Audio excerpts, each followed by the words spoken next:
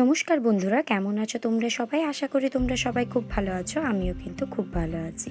তো আজকে হচ্ছে বুধবার আর এখন বাজে সকাল 7টা। তো আজকে সকালটা কিন্তু খুব সুন্দরভাবে শুরু হয়েছে। তো দেখো, প্রথমেই কিন্তু আমি ব্রাশ করে এসে চা বিস্কিট নিয়ে বসে গেছি। আমার কিন্তু সোনা পাপাকে খাওয়ানো কিন্তু কমপ্লিট। সোনা পাপাকে খাইয়ে দিয়েছি, ও কিন্তু খেলা করছে বাইরে। তারপরে দেখো, আমাদের এখানে যেহেতু গ্রামের দিকে আমাদের বাড়ি, তো এদিকে কিন্তু মাছ বিক্রি করতে আসে। মাছ, সবজি, বিভিন্ন ধরনের জিনিসপত্র বিক্রি করতে আসে। তো দেখো, ওখান থেকেই একটা রুই মাছ কেনা হয়েছিল। তো আমার মা যেহেতু চান করে চলে এসেছিলেন, তাই আমি বললাম যে মাছটা আমি ছাড়িয়ে এনে দিচ্ছি। তো রীতিমতো আমি মাছটা ছাড়াতেও এসেছিলাম, কিন্তু তোমাদের সোনা বাবা আমাকে দেখে ও নিজেও বটিতে হাত দিচ্ছিলো, যার কারণে তোমার দাদাভাই বললো ও তোমার দাদাভাই কেটে দেবে। তারপরে তোমার দাদাভাই কাটছে দেখে আমার মা বললেন যে ছেড়ে দাও, আমিই কেটে দিচ্ছি, তোমরা ছেলেকে নিয়ে থাকুন। তো দেখো, তোমার দাদাভাই কিন্তু ছেলেকে নিয়ে বসেছে আর মা কিন্তু মাছটা কেটে দিয়েছে। তারপরে দেখো, আমরা এসে কিন্তু সকালে নাস্তা করতে বসে গেছি। এখানে কিন্তু মা দিয়েছিলেন পেঁয়াজি, সয়াবিন আলুর তরকারি আর মুড়ি। আর এখানে দেখো, তোমাদের সোনা পাপা কিন্তু কলা খাচ্ছে। ওকে একটা কলা দিয়েছি খাওয়ার জন্য। যেহেতু আগের দিন তো আমরা ঘুরতে গেছিলাম, তো ভীষণ পরিমাণ জার্নি হয়েছে আর ছেলেটা আমার ভাত টাত কিছুই খেতে পারেনি। তাই একটা কলা খাইয়ে ওকে চান করিয়ে ভাত টাত খাইয়ে আমি নিজেও চান করে চলে এসেছি। তো মাথাটা আজকে ধুয়েছি, তার কারণ হচ্ছে কালকে তো আমরা ঘুরতে গেছিলাম, মাথা ভীষণ পরিমাণ ময়লা হয়েছে। যেহেতু ওদিকে মানে তো জঙ্গল, তারপরে পাহাড়, এটাই খুব বেশি পরিমাণে আছে, তো ওদিকে ধুলোর পরিমাণটাও খুব বেশি। তো ভীষণ পরিমাণ মাথাটা ময়লা হয়েছিল, তাই মাথাটাও ধুয়ে নিচ্ছি। আর এদিকে দেখো, মাথাটা ভালো মতন করে মুছিয়ে নিচ্ছি।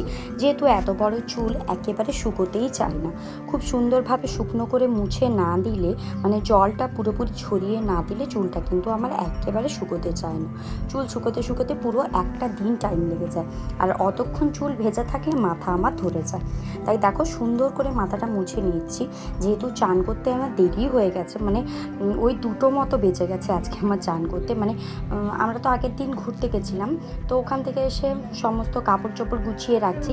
যেহেতু আমরা আর একটা মাত্র দিন স্টে করে তারপরে আমরা বেরিয়ে যাব বর্ধমানের জন্য। তো আমার সমস্ত জিনিসপত্র যা যা নিয়ে এসেছিলাম, তো ওদের সোনা পাপার যা কিছু আছে সব কিছু লাগেজ গোছানো, সমস্ত কিছু তো করতে হয়েছে। তাই সমস্ত কিছু গুছিয়ে টুছিয়ে চান করে আসতে আমার একটু বেলাই হয়ে গেছে। তারপরে দেখো, চান করে এসে কিন্তু আমি মাথাটা মুছে নিয়েছি ভালো করে। তারপরে এখন মুখের ওই অ্যালোভেরার জেলটা মেখে একটু হাতে পায়ে একটু ভালো করে ময়শ্চারাইজার মেখে নিচ্ছি। যেহেতু ঠান্ডাটাও পড়েছে, ভীষণ পরিমাণ ঠান্ডা পড়েছে, মানে খুব ঠান্ডা এদিকটায়। তোমার দাদাভাই তো বলছিল বর্ধমানের দিকে নাকি অতটা ঠান্ডা নেই, এদিকটায় যে পরিমাণ ঠান্ডা। তো আমি তো ঠান্ডা পড়ার আগে আগেই চলে এসেছিলাম কাছাকাছি। আমি আমার বাবার বাড়ি চলে এসেছি, 1 মাস হয়ে গেল। 1 মাস পরে আবার আমি রিটার্ন যাচ্ছি। তো মন তো একটু খারাপ হচ্ছে, কিন্তু তাও নিজের জায়গায় তো ফিরে যেতেই হবে। প্রত্যেকটা মেয়েরই একই নিয়ম জীবনের, যে এক জায়গায় জন্ম হয়ে বড় হতে হয় আর এক জায়গায় গিয়ে সংসার করতে হয়, ওদেরকে আপন করে নিতে হয়। তো আর কি করার আছে, তো ফিরে তো যেতেই হবে। তাই সমস্ত কিছু গুছিয়ে নিয়েছি, গোছকাজ করে দেখো আমার পেছনটায় রেখে দিয়েছি সমস্ত কিছু। তারপরে মাথাটাও সুন্দর মতো করে আঁচড়ে নিচ্ছি। তারপরে একটুখানি ভাবছি রোদে দাঁড়াবো, তার হলে কি হবে, চুলের জলটা ঝরে যাবে আর চুলটাও সুন্দর মতো করে শুকে যাবে। তো চলো, তোমাদের সঙ্গে কথা বলতে বলতে চুলটা আঁচড়ে নেওয়া যাক।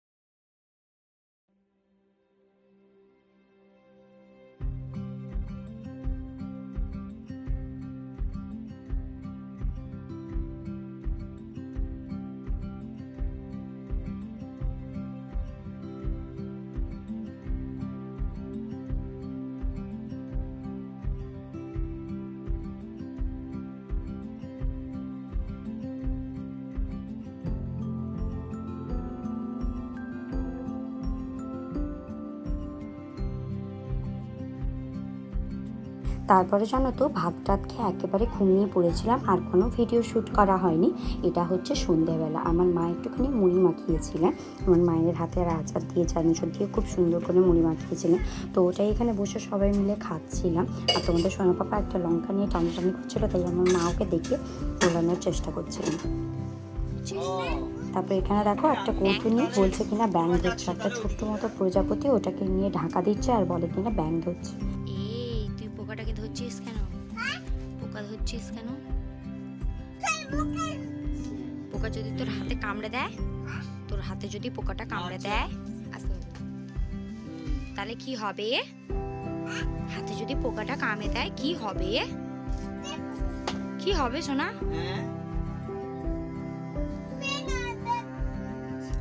ঢেকে দিয়েছ? ওরে বাবা রে, হাতে পোকা কামড়ে দেবে। শোনো তাকাও, ব্যাঙ ধরে নিচ্ছে। ওরে বাবা রে, তোমার তো অনেক সাহস, তুমি ব্যাঙ ধরে নিচ্ছ। ভয় আছে?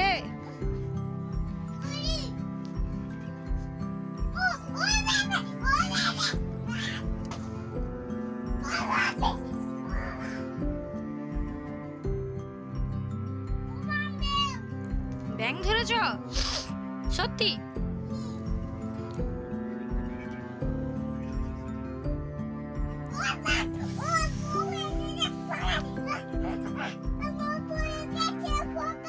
পোকা এসেছে, পালিয়ে যাবে? ওরে বাবা রে, পালিয়ে যাবি?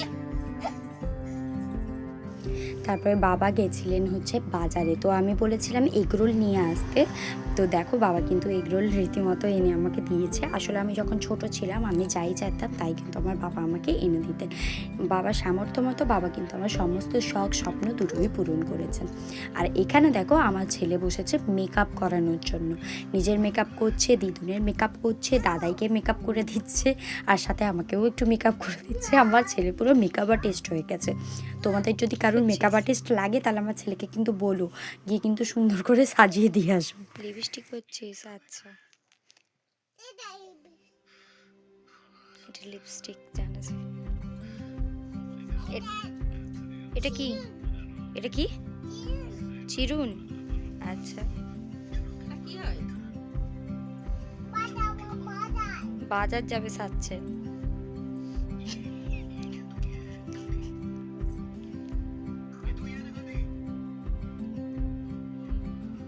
এটা ছিঁড়ে যাবে, এরকম করে না, রেখে দেবো তাহলে।